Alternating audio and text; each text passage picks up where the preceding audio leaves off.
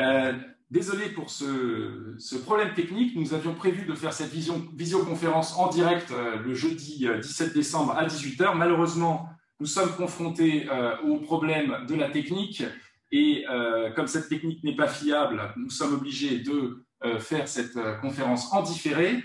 Donc, vous pourrez la consulter, vous serez en train de la consulter d'ailleurs, en différé. Nous la mettrons à votre disposition. Donc, je suis Marc Moinat, enseignant syndicaliste en lycée.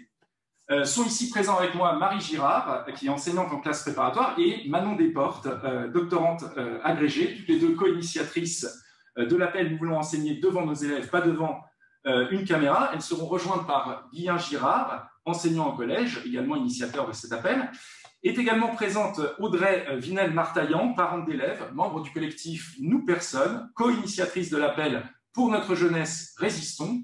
Norbert Trichard, professeur des écoles syndicalistes, Arnaud Albared, enseignant syndicaliste en lycée, et moi-même sommes quant à nous co-initiateurs de l'appel Nous n'acceptons pas le naufrage scolaire d'une génération entière.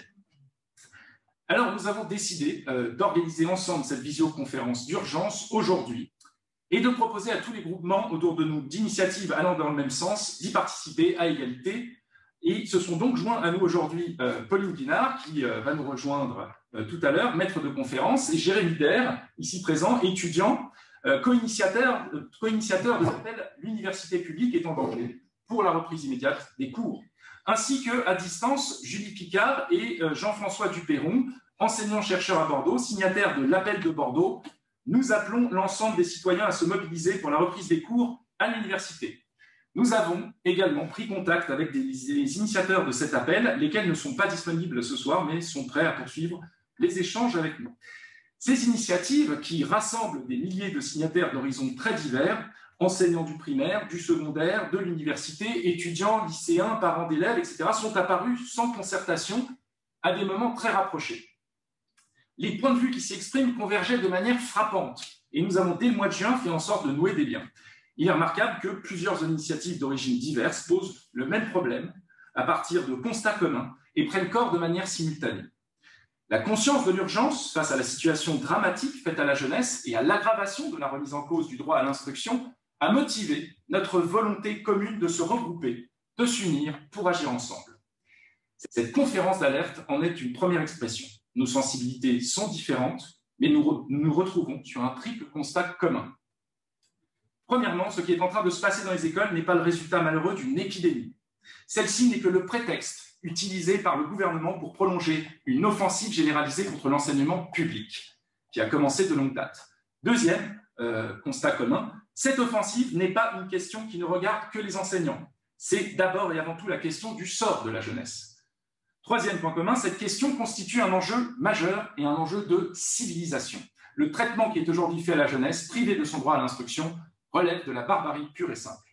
Chacun des intervenants exprimera librement son point de vue sur ces questions. Mais la visioconférence que nous vous proposons aujourd'hui ne doit pas être prise comme une fin en soi.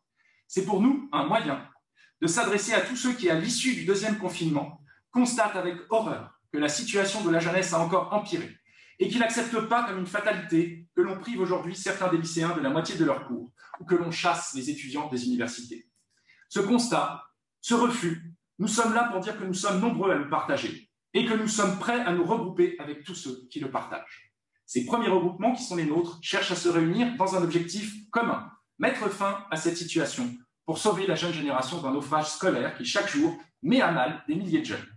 Naufrage qui n'est d'ailleurs pas seulement scolaire, mais aussi intellectuel et psychologique, car c'est à la culture, à la santé mentale, à la capacité de la jeunesse à penser par soi-même que l'on s'attaque. C'est pourquoi, à l'issue de l'ensemble des interventions, Jérémy, étudiant à Nanterre, apportera une conclusion dans laquelle seront formulées des propositions pour poursuivre, élargir et renforcer le combat contre le sacrifice de la jeune génération.